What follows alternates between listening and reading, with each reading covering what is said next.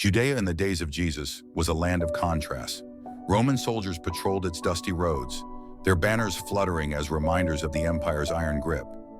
Pharisees and teachers of the law held sway over the hearts of many, enforcing traditions with stern precision.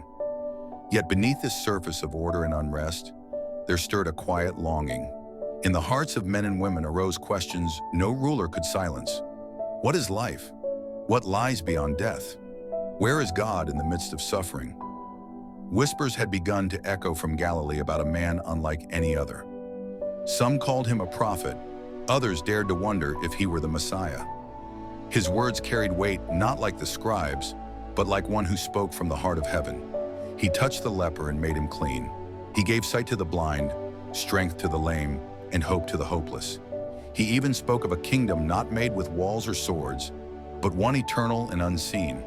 Among those who welcomed him with open arms were three siblings in the quiet village of Bethany: Mary, Martha, and their brother Lazarus.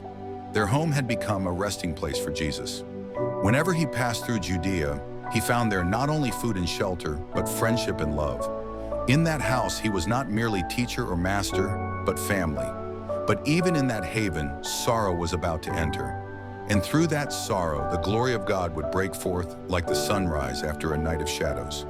It began almost unnoticed. Lazarus, strong and steady, suddenly grew weak. Perhaps at first it seemed like a fever, nothing more than an ailment cured by rest. But soon his color faded, his body thinned, and his breathing grew shallow. Martha, ever practical, prepared broths and herbs, doing everything her knowledge allowed. Mary, gentle and contemplative, sat at his side, whispering prayers, tears glistening in her eyes. Yet nothing helped. Day after day, his strength drained like water from a cracked jar. Finally, the sisters admitted what they dreaded. Only Jesus could help. They sent a messenger along the road, carrying their desperate plea: "Lord, the one you love is sick." No long explanation was needed. Jesus loved Lazarus. The bond was known. Surely he would come quickly. When the message reached him, Jesus' disciples expected him to rise at once. But instead he spoke calmly. "This sickness will not end in death. It is for God's glory, so that the Son of God may be glorified through it." To the disciples, his words were puzzling. How could such grave news be met without urgency? Yet Jesus remained where he was for 2 more days. That waiting was not neglect, but purpose. Still, to human hearts, the delay felt like silence. At last, he said to his disciples, "Let us go back to Judea." Fear crossed their faces. "Rabbi," they reminded him, "the Jews there just tried to stone you. Are you going there again?" But Jesus answered with a riddle of light and darkness, then told them plainly, "Our friend Lazarus has fallen asleep. I am going there to wake him." The disciples misunderstood. "Lord, if he sleeps, he will recover." So Jesus said directly, "Lazarus is dead, and for your sake I am glad I was not there, so that you may believe. But let us go to him." And with that, they set out toward Bethany, each step carrying them closer to sorrow and to glory. By the time Jesus arrived, Lazarus had been dead 4 days. His body lay in a tomb sealed with a stone, and the house of Mary and Martha was filled with mourners from Jerusalem. Wailing and lament filled the air, prayers were whispered, and sorrow hung like a heavy cloak over the village. When Martha heard that Jesus was near, she rushed out to meet him. Her words carried both pain and faith. "Lord, if you had been here, my brother would not have died. But even now I know that God will give you whatever you ask." Jesus looked at her with tender strength. "Your brother will rise again." Martha nodded, speaking the hope of her tradition. "I know he will rise again in the resurrection at the last day." But Jesus declared something far greater. "I am the resurrection and the life. The one who believes in me will live, even though they die. And whoever lives by believing in me will never die." Do you believe this? Tears welled in Martha's eyes as she confessed, "Yes, Lord. I believe that you are the Messiah, the Son of God, who is to come into the world." She hurried back and whispered to Mary, "The teacher is here and asking for you." Mary rose quickly, and the mourners followed her, thinking she was going to weep at the tomb. But she fell at Jesus' feet, her body trembling with grief. "Lord, if you had been here, My brother would not have died." Her words, soaked in sorrow, pierced the air. Jesus saw her weeping, in the grief of the people around her. His spirit groaned. His heart was troubled. "Where have you laid him?" he asked.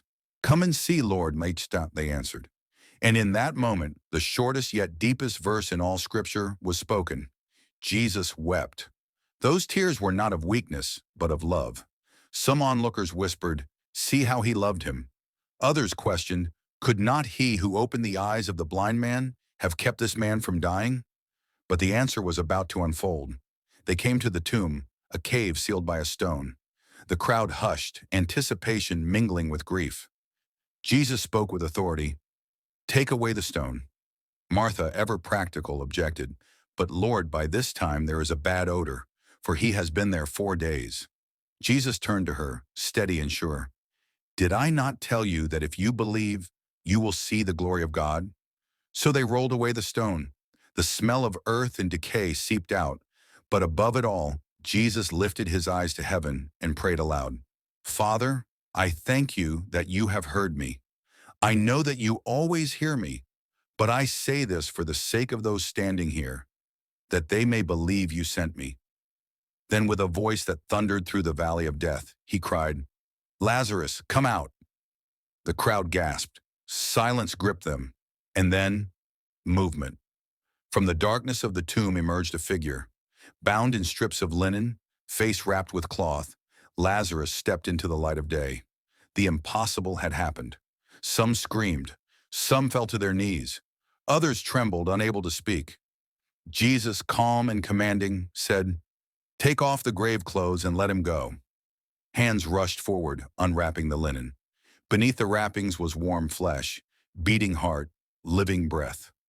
Lazarus blinked in the sunlight, his chest heaving, his lips parting as life filled him once again. Mary and Martha clung to their brother. Tears of sorrow turned to tears of joy. The crowd, once wailing, stood in stunned silence, beholding the glory of God made visible before their very eyes. The news spread like fire.